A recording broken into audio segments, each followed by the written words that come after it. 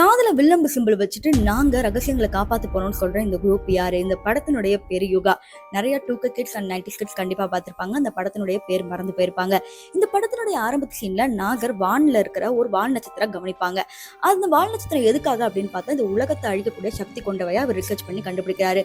ஃபர்தரா Elizabeth scientist அப்படிங்கிறவங்க கிட்ட ஃபோன் பண்ணி நான் உங்களை நேர்ல பார்க்கணும்னு கேட்கறாங்க. நேர்ல போகும்போது இதை பத்தி சொல்லும் போது சயின்டிஸ்ட் சிரிச்சுக்கிட்டே நீங்க இதுக்கே எப்படின்றீங்க, ஆனா அகோரர் அப்படிங்கிற ஒரு குரூப் ஆஃப் பீப்புள் அழிக்க காத்துட்டு இருக்காங்கன்னு தெரியுமான்னு கேட்கும்போது நாகர் இது வந்து ஏத்துக்கவே மாட்டாங்க. ஆனா இது நடக்கத்தான் போகுது அப்படின்னு எலிசபெத் சொல்றாங்க. அதை பத்தி புக்கே நான் எழுதிட்டு இருக்கேன் அப்படின்னு சொல்றாங்க.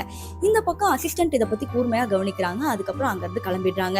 இப்ப அசிஸ்டன்ட் என்ன சொல்றாங்கன்னா, சார் எங்க அப்பா வீட்டுக்கு போனோம் அப்படின்னு சொல்றாங்க. அப்பா வீட்டுக்கு போனா வீடு பூட்டிருக்கு, ஆனா வீட்டுக்குள்ள இருந்து ஒரு சத்தம் வருதுன்னு உள்ள குதிச்சு போய் பார்த்தா எலிசபெத் சொன்ன மாதிரி அவங்க அப்பாவும் இன்னும் சில குரூப் ஆஃப் பீப்புளும் நாங்க ரகசியங்களை காப்பாத்துவோம் அப்படின்னு கத்துறாங்க. அதுவும் காதுல அதே வில்லம்பு சிம்பிள் போட்டு இவங்க அடிச்சு புடிச்சு எப்படியோ ஓடி போவாங்க. குரூப் ஆஃப் பீப்புள் அதை பார்த்து பின்னாடியே ஓடி வருவாங்க.